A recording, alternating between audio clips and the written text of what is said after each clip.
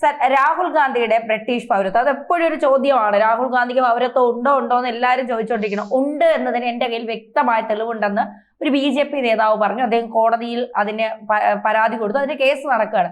ഇപ്പൊ അദ്ദേഹം പറയുകയാണ് ആ കോടതി മാറ്റണം, എന്റെ ജീവന് ഭീഷണിയുണ്ട്. അങ്ങനെ പറയുകയാണെങ്കിൽ രാഹുൽ ഗാന്ധി അദ്ദേഹത്തെ കൊല്ലുമെന്നല്ലേ അദ്ദേഹം പറയുന്നതിന്റെ അർത്ഥം? അല്ലെങ്കിൽ രാഹുൽ ഗാന്ധിയുമായി ബന്ധപ്പെട്ട ആരെങ്കിലും തന്നെ കൊല്ലും എന്ന് അദ്ദേഹം ഭയക്കുന്നുണ്ട് എന്നുള്ളതല്ലേ? തീർച്ചയായിട്ടും അങ്ങനെ ഭയക്കണമല്ലോ. കാരണം ഇത് വിചാരിക്കുന്ന പോലെ നിസ്സാരമായിട്ടുള്ളൊരു കേസല്ല. കാരണം ഇന്ത്യൻ പൗരത്വമുള്ള ഒരാൾക്ക് മറ്റൊരു രാജ്യത്ത് പൗരത്വം ഉണ്ടെന്നുണ്ടാൽ ഇന്ത്യൻ പൗരത്വം ഇല്ല എന്നാണ് അതിൻ്റെ അർത്ഥം. അല്ലെങ്കിൽ അത്തരത്തിൽ അതിൻ്റെ നിയമം. ഇന്ത്യൻ പൗരത്വം മാത്രമേ ഒരു വ്യക്തിക്ക്, ഇന്ത്യ പൗരത്വം ഉള്ള ആൾക്ക് മറ്റൊരു രാജ്യത്ത് പൗരത്വം പാടില്ല. അങ്ങനെ ആകുമ്പോൾ ഇന്ത്യൻ പൗരത്വം നഷ്ടപ്പെടും. അപ്പോൾ അങ്ങനെ വരുമ്പോൾ ഇദ്ദേഹത്തിന് ബ്രിട്ടീഷ് പൗരത്വം ഉണ്ടെന്ന് പറഞ്ഞാൽ ഇദ്ദേഹത്തിന് ബ്രിട്ടീഷ് പൗരത്വം മാത്രമല്ല ഇറ്റലി പൗരത്വം ഉണ്ടെന്നുള്ള രീതിയിലൊക്കെ ആക്ഷേപമുണ്ട്. സോണിയാഗാന്ധിക്കും അത് ഇറ്റലി പൗരത്വമുണ്ട്, നിലനിർത്തി പോകുന്നു എന്നുള്ള ആക്ഷേപം വളരെ കൃത്യമായിട്ടുണ്ട്. അപ്പം അങ്ങനെ വരുമ്പോൾ ഇദ്ദേഹത്തിന് പൗരത്വം പോകും. അദ്ദേഹം അപ്പം ഒന്നും വേണ്ട, ഓപ്പണായിട്ട് അങ്ങ് ജയിലിലാവും. കാരണം നമ്മുടെ രാജ്യത്ത് നമ്മുടെതെല്ലാ പൗരത്വം ഇല്ലാത്ത മറ്റൊരു രാജ്യത്തെ പൗരൻ കടന്നു കയറി കഴിഞ്ഞാൽ അയാളെ നമ്മൾ ഇവിടെ ചെയ്യുന്ന എന്തോ ജയിലിലിടും. അപ്പോൾ അങ്ങനെ വരുമ്പോൾ ഇത്രയും നാൾ ഇദ്ദേഹം നാട് കടത്തുന്നില്ല. ആദ്യമേ ജയിലിടത്തേ ഉള്ളൂ. നാട് കടത്തുന്നത് പിന്നെ അങ്ങനെ നാട് കടത്തുന്നത് ഉണ്ടാവത്തില്ല. അയാളെ ക്രിമിനൽ എന്ന് കണ്ട് ജയിലിടും. ഈ രാഹുൽ ഗാന്ധി ജയിലിൽ കിടക്കുമ്പോഴും പണ്ട് ജവഹർലാൽ നെഹ്റു കടന്നതുപോലെ വലിയ സൗകര്യമൊക്കെ കൊടുക്കുമോ? ജവഹർലാൽ നെഹ്റു കിടന്ന വലിയ സൗകര്യം ഉണ്ടായിരുന്നു എനിക്കറിയത്തില്ലല്ലോ. ഇടയ്ക്ക് ഫോട്ടോയൊക്കെ പുറത്തു വന്നു. സവർക്കർ കിടന്ന ജയിലിലും ജവഹർലാൽ നെഹ്റു കിടന്ന ജയിലും സൗകര്യം കൊടുത്താണ്. അപ്പൊ അന്നേ ബ്രിട്ടീഷുകാരായിട്ട് ഒരു അഡ്ജസ്റ്റ്മെന്റ് ഉണ്ടായിരുന്നു എന്നുള്ളതിനുള്ള തെളിവല്ലേ. അപ്പൊ സവർക്കർക്ക് ക്രൂരമായ മർദ്ദനവും യാതൊരു ആനുകൂല്യം ഇല്ലാതെ വരികയും ഇദ്ദേഹത്തിന് ബുക്ക് എഴുതാനും പത്രം വായിക്കാനും വീഡിയോ വിളിക്കാനും ഒക്കെയുള്ള സൗകര്യം ഉണ്ടെങ്കിൽ അത് തീർച്ചയായിട്ടും അതിനകത്ത് ആനുകൂല്യം ഉണ്ടായിരുന്നു. ഈ പറയുന്ന പ്രിയങ്ക ഗാന്ധി കഴിഞ്ഞ ദിവസം പറഞ്ഞത്, ഞാൻ മോദിയോട് ഒരു കാര്യം പറയാൻ ആഗ്രഹിക്കുന്നു. നെഹ്റു എന്ന് പറയുന്ന ആൾ നിങ്ങൾ ഇരുന്ന് അത്രയും സമയം പ്രധാനമന്ത്രിയായിട്ട് ഇരുന്ന് അത്രയും സമയം ജയിലിൽ കിടന്നു. അപ്പോൾ ജയിലിൽ കിടത്തിയതായിരിക്കും നാളെ കാലത്തെ പ്രധാനമന്ത്രി ആക്കുന്നതിന് വേണ്ടി, അല്ലെങ്കിൽ അത്തരത്തിലൊരു പേരുണ്ടാക്കുന്നതിന് വേണ്ടി എന്നാരെങ്കിലും വിചാരിച്ചു. ഞാൻ ആക്ഷേപം ഉന്നയിക്കുന്നില്ല. എന്നാരെങ്കിലും വിചാരിച്ചാൽ തെറ്റ് പറയാൻ പറ്റില്ല. അപ്പോൾ പറഞ്ഞു വന്ന വിഷയം ഇതല്ല. ഇദ്ദേഹം കൊടുത്തിരുന്നത് റാബലിൽ നിന്ന് അല്ലെങ്കിൽ കേസ് നടന്നുകൊണ്ടിരിക്കുന്നത് നിന്ന് ലക്നൌവിലെ പ്രത്യേക കോടതിയിലേക്ക് മാറ്റണം എന്നാണ് ഹർജി. അതിപ്പം അലഹബാദ് ഹൈക്കോടതി ശരിവെച്ചിരിക്കുന്നു എന്നാണ് പറയാൻ സാധിക്കുന്നത്. അപ്പോൾ ഇദ്ദേഹത്തിൻ്റെ ആക്ഷേപത്തിൻ്റെ ഗൗരവം കണക്കിലെടുത്ത് ഒരു കോടതി മാറ്റത്തിന് വേണ്ടി തയ്യാറായിരിക്കുന്നത്. അതായത് BJP നേതാവായിട്ടുള്ള വിഘ്നേഷ് ശിശുർ ആണ് ഈ പരാതിക്കാരൻ. അദ്ദേഹം പറയുന്നത്, എൻ്റെ കയ്യിൽ കൃത്യമായ തെളിവുണ്ട്, അതുകൊണ്ട് തന്നെ എൻ്റെ ജീവന് ഭീഷണിയുണ്ട്. രാഹുൽ ഗാന്ധിയെ പോലെയുള്ള ഒരാൾ ബ്രിട്ടീഷ് പൗരൻ ആണെന്ന് എനിക്ക് തെളിയിക്കാൻ പറ്റുന്ന രേഖകൾ, ബ്രിട്ടീഷ് രേഖകളും അദ്ദേഹത്തിൻ്റെ ഇമെയിൽ സന്ദേശങ്ങളും അല്ലെങ്കിൽ ബ്രിട്ടീഷ് രാജ്യവുമായിട്ട് ബന്ധപ്പെട്ട വ്യക്തമായ തെളിവുകൾ എൻ്റെ കയ്യിലുണ്ട്. അത് ഹാജരാക്കാൻ ഞാൻ തയ്യാറാണ്. അതിനുവേണ്ടിയാണ് ഈ കേസുമായിട്ട് ഞാൻ വന്നിട്ടുള്ളത്. അത് തയ്യാറാക്കുന്നതിന് വേണ്ടി എനിക്ക് സുരക്ഷിതത്വം വേണം, അതുകൊണ്ട് കോടതി മാറ്റണം എന്നാണ് പറയുന്നത്.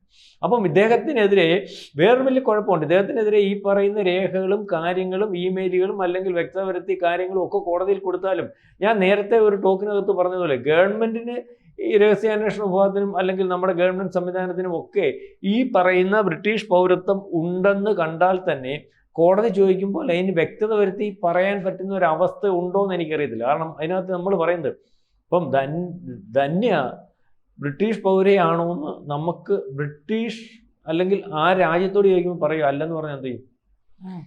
ഇദ്ദേഹത്തെ പോലെ ഉള്ള ഒരാൾക്ക് സുരക്ഷിതമായിട്ട് ഇപ്പം തന്നെ കഴിഞ്ഞ ദിവസം ഇവിടെ പ്രശ്നമാണ്, എനിക്ക് ലണ്ടനിൽ പോകണം എന്ന് പറയുമ്പം ലണ്ടനിൽ അവിടെ ചെന്ന് കഴിഞ്ഞ് പൗരത്വം കൊടുക്കുന്നതോ അല്ലെങ്കിൽ അവിടെ പൗരത്വം കൊടുക്കുന്നതോ അല്ലെങ്കിൽ ആ രാജ്യത്ത് ചില ആൾക്കാർക്ക് പ്രത്യേകം ചെന്ന് കഴിഞ്ഞാൽ പൗരത്വം കിട്ടും. അങ്ങനെ വിജയമിലേക്ക് കിട്ടിയേക്കുന്നത് അവിടെ നേരത്തെ പൗരത്വം ഉണ്ട്, അല്ലെങ്കിൽ ബ്രിട്ടീഷ് പൗരത്വം ഉണ്ട്, ഇറ്റലി പൗരത്വം ഉണ്ട്, അവരെ അവർക്ക് ആവശ്യമാണ്. അല്ലെങ്കിൽ ഇതുപോലെ ഇന്ത്യക്കെതിരെ നിൽക്കുന്നതിന് വേണ്ടി ഇവരെ ഉപയോഗിക്കാൻ, അവരുടെ ചാരന്മാരായിട്ട് ഉപയോഗിക്കാൻ, അല്ലെങ്കിൽ അവരുടെ താല്പര്യങ്ങൾ സംരക്ഷിക്കാൻ, അല്ലെങ്കിൽ ഇന്ത്യക്കെതിരായിട്ട് പറയുന്നതിന് വേണ്ടി നിർത്തുമ്പോൾ ഇതുപോലൊരു ക്ലെയിം വരുമ്പോൾ ഈ രാജ്യം ചോദിക്കുമ്പോൾ ഔദ്യോഗികമായിട്ട് അല്ല എന്ന് പറയുന്ന ഒരു അവസ്ഥ വന്നാൽ എങ്ങനെ ഇരിക്കും? അപ്പോൾ ഈ തെളിവുകളെല്ലാം ഹാജരാക്കുമ്പോൾ, ഈ തെളിവുകളെല്ലാം ഇദ്ദേഹത്തിന് എതിരായിട്ട് വരുമ്പോൾ, വ്യക്തത വരുത്തി പറയാൻ തയ്യാറാകുമ്പോൾ ഒരുപക്ഷെ കോടതിയിൽ അത് എങ്ങനെ ആയിത്തീരും എന്നുള്ളതിനെ പറ്റി നമ്മൾക്ക് അറിയത്തില്ല.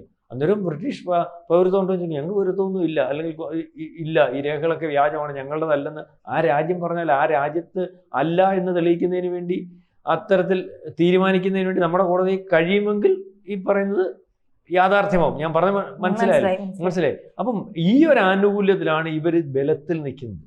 ബ്രിട്ടീഷ് പൗരത്വം ഉണ്ടെന്ന് ബോധ്യമുള്ള രാഹുൽ ഗാന്ധി, ഇറ്റാലിയൻ പൗരത്വം ഉണ്ടെന്ന് ബോധ്യമുള്ള രാഹുൽ ഗാന്ധി, ആ പൗരത്വം തെളിയിക്കാൻ ഇന്ത്യക്ക് അല്ലെങ്കിൽ ഇതുപോലെയുള്ള പ്രശ്നങ്ങളുണ്ടെന്നും അല്ലെങ്കിൽ ആ രാജ്യത്തോട് ചോദിച്ചാൽ ഞങ്ങൾക്ക് അനുകൂലമായിട്ട് ആ രാജ്യം നിൽക്കത്തുള്ളൂ എന്ന് ഇവർക്ക് ബോധ്യമുള്ളത് കൊണ്ടാണ് എന്നാവാന്ന് പറഞ്ഞിട്ട് നിൽക്കുന്നത്. മനസ്സിലായോ?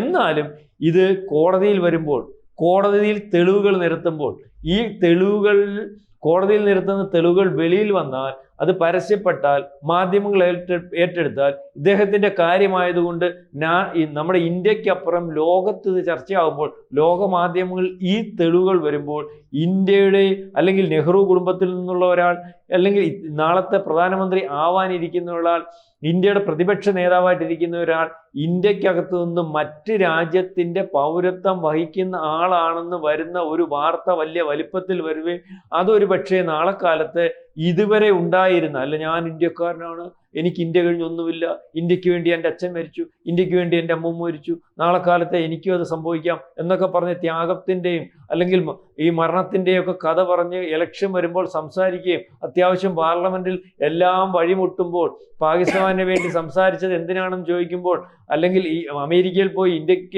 ഇന്ത്യക്കെതിരെ സംസാരിച്ചത് എന്താണെന്ന് ചോദിക്കുമ്പോൾ, ജോർജ് സോറസ് നിങ്ങളുടെ അമ്പൂപ്പനില്ലേ എന്ന് ചോദിക്കുമ്പോൾ അതിന് തെളിവുകൾ നിരത്തുമ്പോൾ, അല്ലെങ്കിൽ ഇത്തരത്തിൽ ഇന്ത്യയിൽ ജൻസി കലാപം ഓപ്പറേറ്റ് ചെയ്യുമ്പോൾ, ഇന്ത്യക്കകത്ത് കലാപങ്ങൾ ഉരുത്തിരിക്കുന്നതിന് വേണ്ടി ആൾക്കാരെ സംഘടിപ്പിക്കുമ്പോൾ, അല്ലെങ്കിൽ ഇന്ത്യക്കകത്തെ ചെറുപ്പക്കാർക്ക് നിങ്ങളെന്താണ് ഇന്ത്യക്കെതിരെ പോരാട്ടം സംഘടിപ്പിക്കുമ്പോൾ, ഏറ്റവും അവസാനം മൊഴിമുട്ടുമ്പോൾ ഉപയോഗിക്കുന്ന വാക്കുകളാ ഈ പറയുന്ന പ്രിയങ്ക ഗാന്ധി, രാഹുൽ ഗാന്ധി. എൻ്റെ അച്ഛനെ അറിയാമോ രാജീവ് ഗാന്ധി, എൻ്റെ അച്ഛൻ മരിച്ചത് ഈ രാജ്യത്തിന് വേണ്ടിയാ. എൻ്റെ അമ്മൂമ്മയെ അറിയാമോ ഇന്ദിരാഗാന്ധി, എൻ്റെ അമ്മൂമ്മ മരിച്ചത് രാജ്യത്തിന് വേണ്ടിയാ. എന്നാൽ വേറൊരു കാര്യം ആരെങ്കിലും തിരിച്ചു ചോദിക്കുന്നുണ്ടോ? നിങ്ങൾ ഈ 55 കൊല്ലം ഇത് വേറെ ആരുടെയും കൊടുക്കാതെ വെച്ചോണ്ട് നടന്നിട്ടല്ലേ? നിങ്ങൾ ഈ 55 കൊല്ലവും നിങ്ങളുടെ പേര് വേറെ ഒരു ആനുകൂല്യമില്ലാത്ത മഹാത്മാഗാന്ധിയുടെ പേര് ലോകത്തെ സാധാരണക്കാരിടയിൽ ആ ഗാന്ധിജിക്കുള്ള അല്ലെങ്കിൽ വലിപ്പം, ഇന്ത്യൻ രാഷ്ട്രപിതാവ് എന്ന് പറയുന്ന വലിപ്പം, അദ്ദേഹം ഇന്ത്യക്ക് വേണ്ടി എടുത്ത ത്യാഗം, അല്ലെങ്കിൽ നമുക്കിടെ സ്വാതന്ത്ര്യത്തിന് വേണ്ടി എടുത്ത ത്യാഗം, ഈ ത്യാഗത്തിൻ്റെയൊക്കെ പേരിന്റെ പിറകിൽ ഈ ഗാന്ധി എന്നുള്ളത് നിങ്ങൾ ഏറ്റെടുത്ത് ഇത്രയും നാൾ കൊണ്ടു നടക്കുമല്ലേ? ഏതച്ഛനാ നിങ്ങളുടെ ഗാന്ധി എന്ന് ചോദിക്കാൻ ഈ പറയുന്ന സാധാരണക്കാരൻ അറിയത്തില്ല.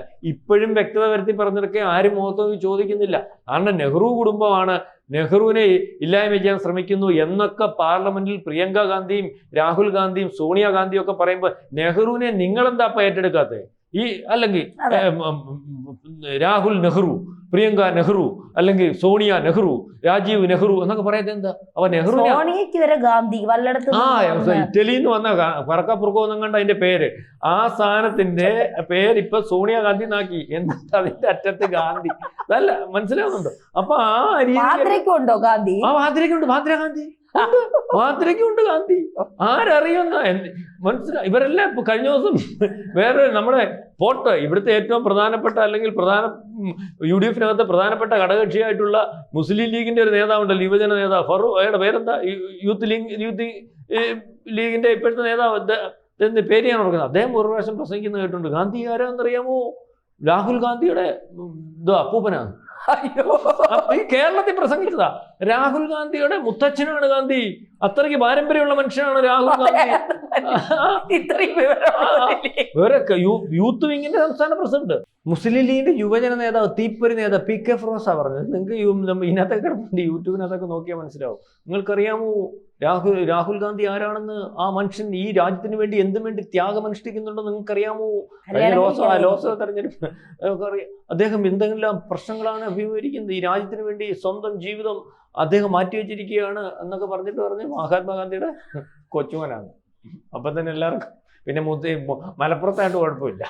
അവർക്ക് ഇവർ പറയുന്നതൊക്കെ വേദവാക്യ തെരഞ്ഞ് കണ്ടുപിടിക്കാൻ മെനക്കെടുത്തുമില്ല. നമ്മൾ വിചാരിക്കുന്ന പോലെ ഇവർ മലപ്പുറത്ത് ചെന്നിട്ടുള്ളവർക്കേ മനസ്സിലാകും. മലപ്പുറം മോശമായിട്ടുള്ള കാര്യമാണെന്നൊന്നും എനിക്ക് അഭിപ്രായമില്ല. അവിടുത്തെ ആൾക്കാർക്ക് നമ്മൾ ചെന്ന് കഴിഞ്ഞാൽ വലിയ ആദ്യത്തെ മര്യാദ പക്ഷെ അവിടെ സമ്പന്നരല്ല ഒരു കൂട്ടവും. മുസ്ലിങ്ങൾക്കകത്തുള്ളൊരു വലിയ പ്രശ്നമാണ് ഈ ദരിദ്ര മുസ്ലിങ്ങളെല്ലാം വേറെ കൂട്ടവും. അവർ ഈ സമ്പന്നരിപ്പം ഈ സമ്പന്നത എന്ന് പറഞ്ഞാൽ കുഞ്ഞാലിക്കുട്ടിയുടെ അതേ ഒരു ബിസിനസ് ആണെങ്കിൽ അതിനോടനുബന്ധിച്ചുള്ള മറ്റൊരു ബിസിനസ് ആയിരിക്കും. ഇവരെല്ലാം ഒറ്റക്കെട്ട ദാരിദ്ര്യം ഏറ്റവും കൂടുതൽ ദരിദ്രന്മാരല്ലെങ്കിൽ പണക്കാരല്ലാത്തവരുള്ള, എന്നാൽ സമ്പന്നന്മാർ ഏറ്റവും കൂടുതൽ ഉള്ളിടത്തും പണക്കാരല്ല ഉള്ള ഒരു സംവിധാനം. അത് മുസ്ലിങ്ങൾക്കിടയിലും അങ്ങനെ തന്നെ ഉണ്ട്. അവരെ നമ്മളെ ഒരു വലിയ ന്യായമൊക്കെ പറയുമ്പോഴും ഇവരെ ഒരു സിസ്റ്റത്തിൽ അവർ കാണത്തുള്ളൂ, സമ്പന്നരല്ലാത്തൊരു രീതിയിലേ കാണത്തുള്ളൂ. പിന്നെ ഈ പാവത്തങ്ങൾ ഇത് കേട്ടോളും, വോട്ട് ചെയ്തോളും, അല്ലെങ്കിൽ കാര്യങ്ങൾ നടത്തിക്കോളും. ഇവരെ പിന്നെ ജാതിയുടെയും മതത്തിൻ്റെയൊക്കെ പേര് ലൈനിൽ ഇങ്ങനെ ഒരുമിപ്പിച്ച് നിർത്താനൊക്കെ ഉള്ളൊരു കാര്യങ്ങളുണ്ട്. പിന്നെ അത്യാവശ്യം ഇപ്പം നമ്മൾ പറയത്തില്ലേ, 4 നേരം ഭക്ഷണം കഴിക്കേണ്ട ഒരാൾക്കേ ഭക്ഷണം കൊടുക്കാതിരുന്നിട്ട് ഒരു നേരം കൊടുക്കുമ്പോൾ കൊടുക്കുന്നതിനോട് എന്തൊരു വിധേയത്വം. അപ്പം അങ്ങനത്തുള്ള ആതുര സേവനം അല്ലെങ്കിൽ മറ്റു കാര്യങ്ങളും മറിച്ചതും ഒക്കെ ഇവർക്കുണ്ട്. ആ രീതിയിലൊക്കെ ഇപ്പം നോക്കുമ്പോൾ കുഴപ്പമൊന്നുമില്ല. അതൊരു ടെക്നിക്കാണ്. കാരണം മൊത്തത്തിൽ ഇപ്പം 4 നേരം കൊടുക്കാനുള്ള സംവിധാനം ഇൻഡയറക്റ്റ് ആയിട്ട് തന്നേക്ക് ഒരുക്കി തരുന്നതിനെക്കാട്ടിയും തന്നേക്ക് എന്നോട് വിധേയത്വം തോന്നുന്നു എന്ന് പറഞ്ഞാൽ ഒന്നും തരാതെ ഇട്ടിട്ട് ഞാൻ അല്പം ഇടയ്ക്കിടയ്ക്ക് വന്നിട്ട് എന്തെങ്കിലും കഴിച്ചോ എന്നാൽ ഇത് വെച്ചു, അപ്പം മനസ്സിലാവത്തില്ല അയാളാണ്. ഇതാണ് മുസ്ലിം ലീഗ് അവിടെ അവലംബിച്ചുകൊണ്ടിരിക്കുന്ന ഒരു രീതി അല്ലെങ്കിൽ ടെക്നിക്ക്. ഏതായാലും ഈ പറയുന്നത് പോലെ നമ്മൾ നിസ്സാരമായിട്ട് ഇയാൾ കൊടുത്ത കേസിനകത്ത് ഇയാൾ തെളിവുകളുമായിട്ട് നിൽക്കുമ്പോൾ ഇയാൾ ഈ പറയുന്നത് പോലെ എനിക്കെതിരെ ജീവന് ഭീഷണി ഉണ്ടെന്ന് നിസ്സാരമായിട്ട് കാണാൻ പറ്റത്തില്ല. ഈ ഇദ്ദേഹം രാഹുൽ ഗാന്ധി എന്ന് പറയുന്ന ആളുടെ അളിയൻ തന്നെ വിചാരിച്ചാൽ മതി. എന്തെങ്കിലും പ്രശ്നം വരികയും ഇങ്ങനെ വരുമ്പോൾ പപ്പിക്കുഞ്ഞിനും കാണും ബ്രിട്ടീഷ് പൗരത്വം. അപ്പം പപ്പിക്കുഞ്ഞിനെ നാളെ ഇതിനെ കാറ്റിയച്ചായാലും ഇതിനെ മാറ്റിയച്ചായാലും പ്രധാനമന്ത്രിയാക്കിയിട്ട് പുള്ളിക്ക് രാജ്യം ഭരിക്കാൻ വേണ്ടി ഇരിക്കുമല്ലേ. നമ്മൾ തമാശയ്ക്ക് പറയുന്നെങ്കിലും നിസ്സാരമല്ല. റോബർട്ട് വാദ്രയൊക്കെ എന്ന് പറഞ്ഞാൽ ആ കുടുംബത്തിൽ ഇനി ആരുമില്ല. അവരുടെ വീട്ടിൽ അച്ഛനെ, അമ്മ മാത്രമേ കണ്ടുള്ളൂ, അച്ഛനെ ഉൾപ്പെടെ അദ്ദേഹത്തിൻ്റെ മൊത്തം ഈ ചേട്ടൻ അനിയൻ അല്ലെങ്കിൽ ആ ഒരു ആൾക്കാർ മൊത്തം ദുരൂഹ സാഹചര്യത്തിലാണ് മരിച്ചിരിക്കുന്നത്. പ്രാവശ്യം എന്നാ ചെയ്ത എല്ലാവരുടെയും മരണത്തിൽ ദുരൂഹതയാണ്. ആ സമ്പത്ത് ആ രീതിയിൽ സമ്പത്ത് കൈക്കലാക്കുന്ന അല്ലെങ്കിൽ ആ രീതിയിൽ ക്ലെയിമുള്ള ഒരു മനുഷ്യനായി വധേര ഒരു നിഗൂഢ ജീവിയാണ്.